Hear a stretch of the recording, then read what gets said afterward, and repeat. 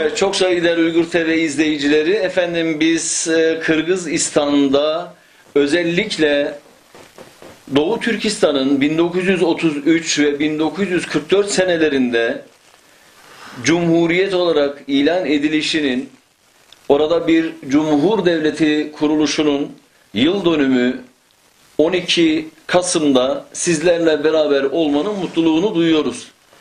Özellikle de bu 12 Kasım'da istedik ki o 12 Kasım'ı gerçekten gözleriyle yaşayan, kulaklarıyla duyan ve orada olup biteni yaşayan insanları Uygur TV ekranlarından sizlerle tanıştırıp istiyoruz ki o gün yaşananları, o zamanlar yaşananları sizlerle de paylaşabilelim. Yanımızda Hamit Kenci Beyefendi var. Hamit Kenci Beyefendi 1922 yani 94 yaşında, kendisi hem 1933 hem de 1944 senelerinde Uygur Cumhuriyeti'nin kuruluşunu yaşadınız, inkılabı yaşadınız. Tabii ben gücümün yettiği, takatimin çattığı kadarıyla Hamit amcamızı, Hamit dedemizi tabii ki sizlerle beraber tanıştırırken istiyorum ki olduğu kadar kendisiyle Uygurca sorularımı sorayım ve inşallah o da Uygurca zaten cevaplarını verecek. Hamit Aka, siz bilen kıskaca konuşsak bolamdı? Albatta. Albatta bolam. Kolumuzdaki geçe sizlere bizim vatan için nimeler gerek, özümüzge kandak işler gerek. Ben nimeleri bilemem. Nimeni sorayısız elbette ben cevap verişke tayar. Evet. Hamit Aka, sizge şarkı Türkistan desem, 1933 desem, ya ki 1944 desem, isigizge nim kelüdü? Biz 1944 yılı inkılap kıldık. Gülcüzü inkılap götürüldük. Şu inkılapını biz nahit zor ümitle bilen, zor işençiler bilen, köp yaxşılıklar bilen oldumuzdan nurgun köp degen yaxşılıklar bulurdu degen oy xiyallar bilen başlagan boldum. Ben şu inkılapның katlaşçılarından birisi boldum. Birisi. Evet. O zaman da nim oldu. Siz nimini gördünüz? O zaman da bolam biz hem işlerini kaysi iş kayada kandak başlanıptı. Zor işensi bilen işinip başlattık. O işin ahırda raz çıktı mı, yağan çıktı mı, bizni aldap çıktı mı, onlardan bizim haberimiz yok idi. Ama biz şu kalan işlerinin hemmisini işinip şu acılı başlayan adamlara tayinip işinip kılattık bulam. Keyin o işlerinin ki cevap olup kılışını, yalgan olup kılışını, bizi kayışkanda eskatmaydık Allah'ını keyin bildik. Şimdi nurgulgan adamla katnaştı, nurgulgan kişiyle katnaştı. Bir yaktan ötüp bir monşula bir yaktan nime kıldı. Ama keyin şu işençilerden ancak bir menfaat çıkmadı balam. Menfaat çıkmadı. Biz kandak jügen bulsak şundaklı jüdük özgürlükler bakan yok. Yeni özgürlükler bakan yok. Siz özünüz sokuşka katnaştınız mı? Uruşka Şolay Sokuşka. Qatnaşdım balam. Qatnaşdım. O vaxtlarda ben hərbi xizmətdeydim. Hərbi xizmətdə. Şu hərbi xizmətə qatnaşıb qoldan gələcə işlədim. Qoldan gələcə işlədim. Hərbilə billah. Neler gördünüz? Neler yaşadınız? Endi şu vaxtlarda balam bizim oy xəyalımızda qandaqdı bizni, Uygurlarını, şu Şulat inqilabı qatnaşqanlarının hamısı yaxşı yaşab, yaxşı turub öz məqsədiga yetələydi degan oy xəyallar bilan bulduq balam. Keyin bu nəslərin heç qaysı əməlgə aşmadı. Əməlgə aşmadı. Sonra onu bizim qandaqlısa deb sorğan adam boğay yox. Sonra bopdu endi qandaqlımız. Qolumuzdan müşinçilik yaptı. Müşinçilik qıptımız. Şunu şükür. Dedik balam. İnkılap kıldınız. Peki sonra ne oldu? Keyin nim boldu deysiz o. Evet. Şurayet inkılabı bulan Şurayet inkılabını biz zor ümitle bilen başlayan. Ümitle başladınız. Nurgun yaxşılıkla buludu. Azat bulunuz. Evet, özgürlüğe kavuşmak istediniz. Evet. Dep başlayan bulan. Dep katnaşkan biz. Keyin qarab baxsaq, o biz kütken ümit, biz kütken armanın hiç nemi yok. Hiç nemi yok. Kimle, qandaqsa aldab, nemelerini qildi onu biz bilmeymiz. O özlerinden işi. Sonradan o kol üzerip ağada kaldık balamız. Siz kiminle sokuştunuz? Biz Şulat inkılabıda Gomindanslar bilen. Gomindanslar, Xitay o. Gomindanslar bilen elçip keyin özümüzün nem boğununu özümüz bilelmey kaldık. Bilelmey kaldık. Şunun olan o inkılap ağırlaştı. Sizin neçe yaşınız var idi Sokuşka'da? Kaç yaşta? 17-18 yaşlardır o. 17-18 yaşındaydınız. Evet. Neçe kardeşiniz var sizin? Benimki 3 akam vardı. Anamın kolu değilim vaxtladı ben. Şu akamların 3 akamın kolu da şu adı yaşap, şu adı okup nurkulsuzum bulam. Peki o 3 tane akanız? 3 akam. Onlar da Sokuşka'ya katışmıştı mı? Şuradan kılavı da şimdi katnaşka yok, ben özüm katnaştım. Sen katnaştın, akaların katnaşmadı. Yok. Peki o kardeşlerin, tohumların neredeler? Onlar da azatlık için mücadele ettiler mi? Sokuşuğa katışmadılar mı? İnkılap için. Ula inkılapka bevasıta niye pasirestlerine katnaşka yok? No hiçtaşlık bildirdi. Hiçtaşlık bildirdi. Muşu inkılap bir ahırgıza çıkıp bir netice bular diyen ümit de buldu da. Tamam. Ümit Peki ne kadar sürdü?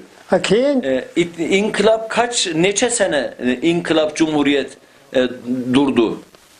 Aşu bizge abishet etip vədə qılıb bunu işler buludu diyen ümitlerin hiç nerse əməlik aşka yok. Şunun bilen biz mi hiç amalsız kaldık. Mağuşaş kadrlar, mağuşaş ofiserler hemmisi şu hep kaldı vallahi ağada. Ağada hep kaldı. Sen ne mi kılırsan onun ki bu yankıladığının neticesi kaya çıkmadı, hiç neresi çıkmadı o. Diyen dersini bizge hiç kim sual kıp koygan mı yok. Boptan ne kadar kılımız, kolumuzdan gelmedi dedik kolum. Peki 1944'te Hıtay dedi ki dur. Bundan sonra Uygur Cumhuriyeti yok. Yok.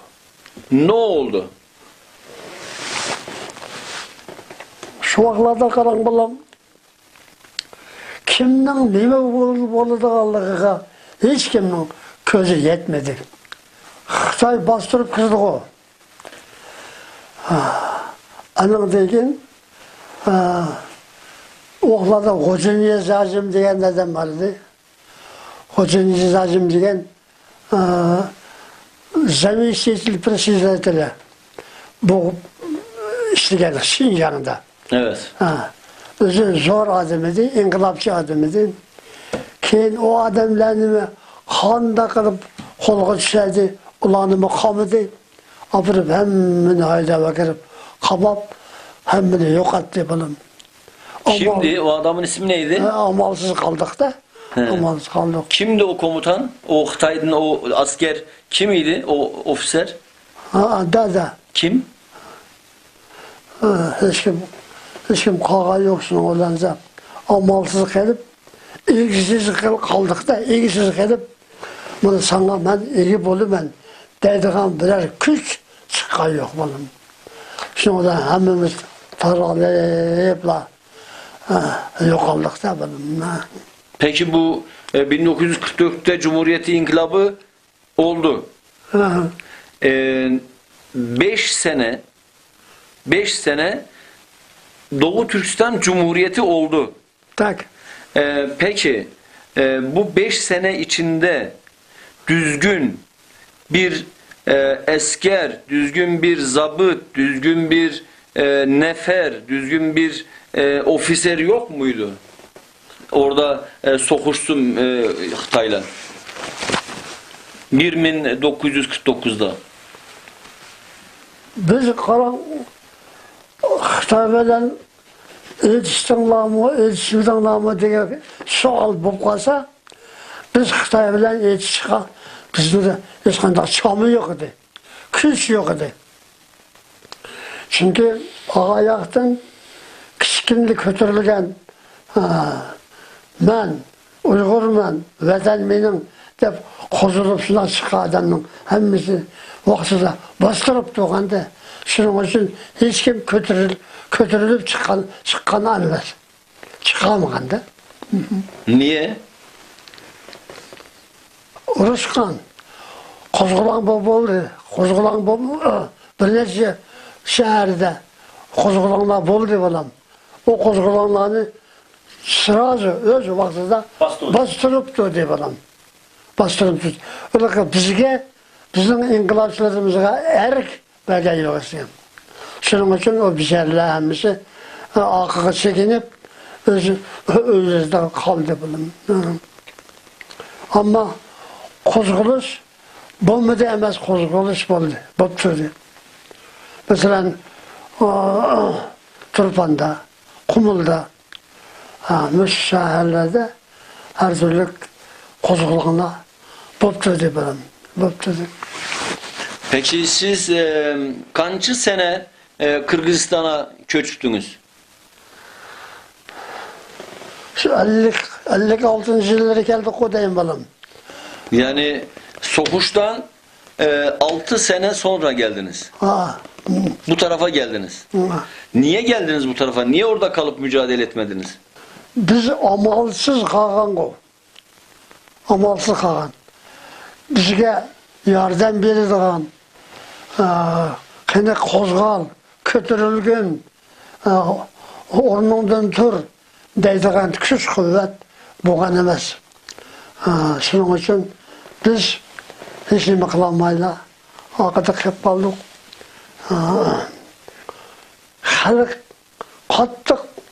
Xalqni qattiq qo'rqitdi bo'lam. Xalqning qo'zg'aliman. Men endi o'sha shaharlarda, hozircha siz aytayotgan shaharlarda qandaqdir bir ish qilaylik deb o'tirg'i chiqish imkoniyati bo'lmay qoldi xalqda. Xalq qo'rqdi bo'lam. Xalqni qo'rqityapti. Shuning uchun xalqning qo'zg'almay tip-tinish yotgani shu. Hozirda undaq ko'tarilib qarshi bo'lish nimasi bo'lgan emas. Ammo Turpanda, Qumulda, şu Qumulning atrofidagi shaharlarda qarshilik qo'zg'alish bo'lgan.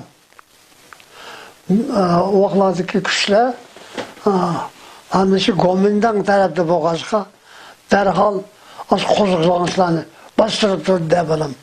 Shuning uchun xalqda qo'rqinish zo'r bo'lgan bo'lim. Onu derhal bastırıp attık o balık. Qanchalik vaqt turdi bayroq? Mesela Hoca Nizazim degan bir kişi var idi. Hoca Nizazim degan kişi var idi. Hoca Nizazim hech qanday amal qilolmadi. O bir kechada Hoca Nizazim boshliq sherdagi shu inqilobni boshqarayotgan yoshlar, inqilobni boshqarayotgan odamlar ulardan bir mo'jizalaganda g'uzudan yana bir yedim. Hammani qamadi. Hammani qamagandan keyin kuch qolmadi, kuch yo'q. Nati qattiq bostirdi o. Qattiq bostirdi. Peki hiç kendisinin gözleri önünde insanlar öldürüldü mü? Hoca Nizazim başlık. Hoca Nizazim başlık. Oso men degan odamni kimiki süt beşini götürüp de o'slarning hammani qamab, hammani turmada o'ldirdi bolam. Hammani hech kim. Shuning uchun kim öldürdü? Şu vaqtdagi Gomindan hukumati. Ne hükümeti? Gomindan hukumati. Xalq qo'rqib ketgan. Hadis apirib qamab, o'ldirganni o'ldirib. Mana shu Hoca Nizazim degan odam zo'r odam bo'lgan. Xalq qahramoni. Uni shu odam bir kechada o'zining odamlarini akirib ketib, Allohu akbar yo'qotdi. Shuning uchun xalqda amal oz qolgan. Xalq. Evet. Çok saygıdeğer Ülgür TV izleyicileri. Efendim siz de dinliyorsunuz. Tabii 94 yaşında Hamit amcamız. Tabii ki böyle bazen hatırladıklarını, hatta bazen hatırlayamadıklarını da anlatmaya gayret ediyor. Tabii ki 94 yaş, yani dile kolay ve gerçekten 2 tane savaş görmüş bir amcamız. Vatanı için, milleti için, istiklali için, vatanının, milletinin istiklali için savaşmış bir yiğit abimiz, amcamız. Mücadeleyle dolu bir hayat. Daha sonra 1949'dan sonra Çin hükümeti o zaman o bölgeyi Sincan bölgesi diye adlandırıp Doğu Türkistan'ın istiklaline, cumhuriyetine son veriyor. Özel bir bölge güya, özel bir konumla ilan ediliyor. Ve daha sonra Hamit Kenci abimiz ve ailesi orada 6 sene daha kalıyorlar ve 6 sene sonra da bugün ve bugüne kadar yaşadığı Kırgızistan'a, Bişkek şehrine taşınıyorlar. Hamit Kenci Doğu Türkistan'da özgür bir vatanın özlemiyle, istiklali yaşayan bir ülkenin kendi bayrağının dalgalandığı, gök bayrağının dalgalandığı bir ülke için mücadele ediyorlar. Hatta çok kısa bir dönemde de dahi olsa gök bayrağın kendi vatan topraklarının üzerinde dalgalandığını, göndere çekildiğini gören o çok nadir mutlu gözlerden bir tanesi. Bugün yine Uygur Türklerinin Doğu Türkistan'ın 12 Kasım'da 1933'te 1944'te ilan ettikleri, yaptıkları inkılap sonrası Özgür Doğu Türkistan'ın yine yıl dönümü.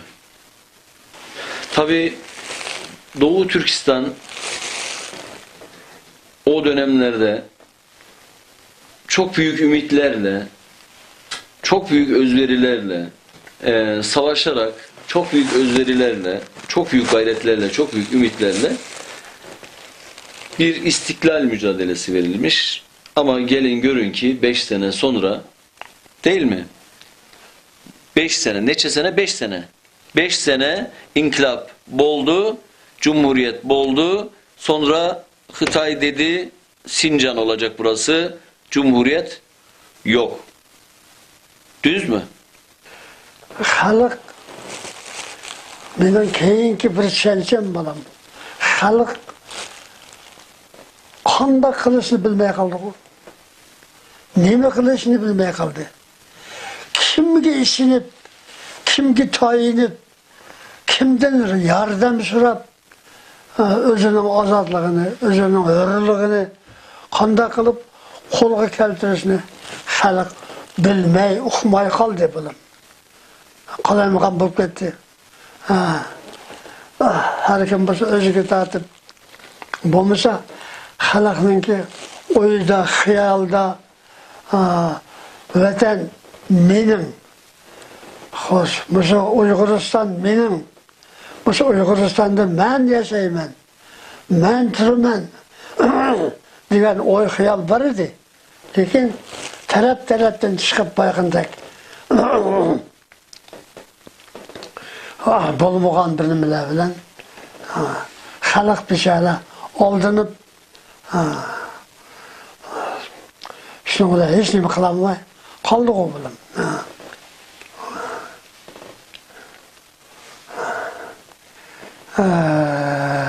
Qanday qilsin?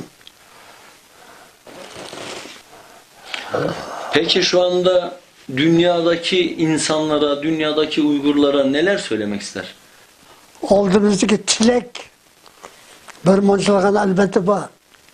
Chunki bizningki o'tmishda nurg'un kutgan umidlarimiz, kutgan arzularımızın birisi unda qilib yo'lga chiqqan emasda, chiqamidi u. Shu vaqtlardagi Xitoy, shu vaqtlardagi aksil kuchlar chiqamidi. Amal yok, ama çıkaramedi, çıkmadı. Qanday qiladi endi ular shuning uchun. Lekin shu xalq yo'q, bo'ldi. Biz hech nima qilolmaydi ekanmiz deb o'zininki oldidagi armonidan kechgani yo'q. Kechmadi. Nima armon modelizi? Hazır Uygurlar Şincan'da. Xitay'ın kulluğu. Bu bizlerle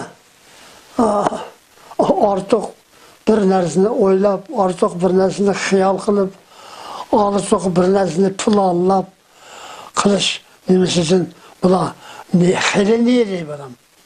Xeleneydi. Çünkü bulanın bugün güngacha kutgan armon orzusi hal bo'lgan emasdi. Aksili kuchlar, yomon kuchlar doim bostiriblar. Xalq qo'rqib hech qanday bir narsa qila olgan emas bo'ladi. her halde yaxşı degan bilan birleşip tuzuk turmuş qilib yashayotdi bolam. Yashayotdi. 1944-yili mana xalqda ozmoz tuyg'u hasrat bo'ldi. Ümit bo'ldi. Biz ozod bo'lib, respublika bo'lib, mustaq yashab o'tadigan o'xshaymiz degan o'y xiyol bo'ldi xalqda. Xalq nihoyat umtildi bo'lam. Umtildi. Chunki xalqda shu armon, shu umid bo'lg'achqa xalq ishchilab shuni qildi. Keyin uning ishchiligi bir tem bo'ldi bo'lam. Xitoy bosdi, birisi bosdi degandek. Amalsiz qoldik-da, amalsiz qoldik. Uyg'urlar amal. Masalan, Mehmet Emin Hazret deb nima? Mehmet Emin deb bir adam bor edi, o'lib ketdi. Men Uyg'urman.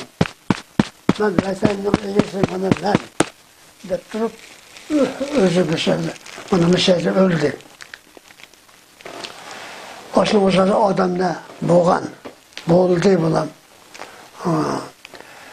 Shuning uchun bir bo'lgan ishlarda aksi kuchlar ilgariroq kelib, aksi kuchlar kuchliroq kelib bo'lam. Ayaziki yaxshi kuchlarga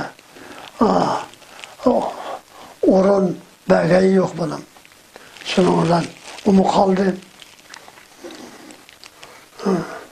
Her halde balam çıkılıp ben Uygurman, ben Uygurman, ben Uygur'un balısıman, ben Uygur'un iyisiman dediğin adamla bir bonçları ölüp gitti balam. Bir bonçlar özü öldü balam. O det yeman o. Det yeman. Det yeman. Mayak varsa yak, mayak kese yak. Ayağı basa yeni yak. Bunlarınki gepini anlayırken bunların işini gönder. Bilmem Allah. Daikam nurgun adamlarını, nurgun kahramanlarını kaldırıp keçti bunlar dışarı. Şimdi bunlar bir şeyler zıkköyde o. Zıkköyde bunlar. Yakında kaldım.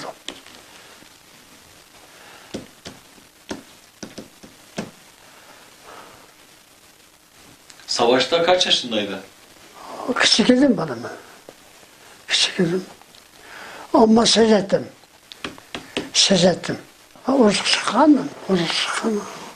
Keyinki mesela 46, 47'de Musa yıllarda resmi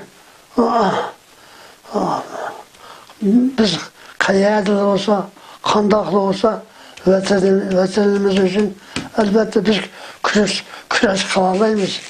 Hem otura çıkanlar köp balam yaşadım. Bizde bir muşluğun armanlar var. Balam. Bir muşluğun armanlar var. Hem de o armanlar öz vaxtıda biçti bulup para olup şükretti bulup hiç kimge deremiz yok, hiç kimge itamız yok. Şuna olan onu bisildi bana, onu bisildi. Demek hazır Uygur'unu sen Uygur'u gelsen senin müvetinin vadep Uygur tarafında buluvatkan güçleme badana endi bolam Uygur naca cık narsalarını, cık yaxşı işlerini özünün kelküsüge nurgun işlerini planlap emelge oşuramıdı.